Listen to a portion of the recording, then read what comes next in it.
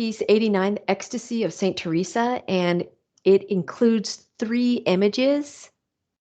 The context for it is that 100 years after the Reformation is when this was built. And there was a serious amount of fighting between the Catholics and Protestants, like wars. I've seen as many as 50 wars mentioned in some accounts. And while in addition to wars, there was also this use of Baroque art and architecture to convince Catholics to stay Catholic or for Christians to convert to Catholicism. And so this chapel itself was made in honor of Mary, Virgin Mary. There's a belief that a leader of the Catholics had when he went into battle at the Battle of White Mountain, that he was being guided by the Virgin Mary. And word of that got back to Rome, and this chapel was named the Santa Maria della Vittoria, which means Saint Mary of Victory. When you enter the chapel, you see the amazing Baroque architecture. This is a dramatic chapel. It's actually not very big either. But our chapel that we're concerned about is the Cornaro Chapel, which is on the left transept of this small church. The transept is the horizontal space up kind of before the altar. Here's the altar and the apse. Here's the transept going across.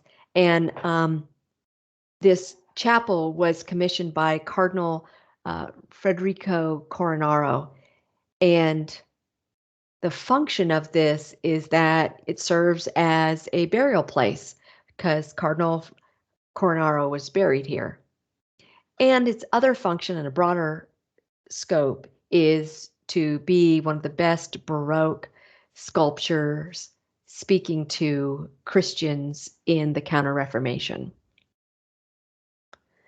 It's in terms of form, there's not 1 inch of this entire church that's left unadorned. But kind of what stands out, you could note these Corinthian columns, right? That Corinthian capital with these blue marble columns. Here's blue marble pilasters with Corinthian capitals. There are theater boxes, pretty unusual, don't you think, for a church? But this is the Baroque era where art is at the theatrical, dramatic moment. So in terms of form, there are also, over this incredible focal point, this white marble statue, there are these light rays coming down into the statue. So that's the form that you would want to talk about. And the form of this focal point, this white marble statue, is that it is 1 piece of marble, and the artistry of Bernini, who carved this, is shown in the fact that he has different textures with this white marble. So the seraphim, which is a type of angel, the highest angel, the seraphim angel here has got on his back these angel wings, and yet they're finished differently than the angel's body and St. Teresa's body. And then both the angel and St. Teresa are standing, laying back on this cloud, which is made out of the same marble. So Bernini is showing us different finishes, different textures here to create this scene. Content is probably the biggest part of this piece. The content of this chapel is that it is a dramatic theatrical experience. Let's look closer. Do you see this theater box here? This is it blown up. And you can see that there are actual white sculptures of the Cornaro family members here who are talking about or looking raptly at the focal point of St. Teresa's Ecstasy. The other component to examine here in content is the use of light.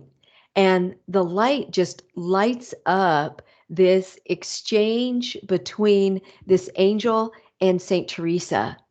And that light is coming from a little window. They had to actually expand the church a little bit on this left side in order to get this window created, because Bernini wanted natural light.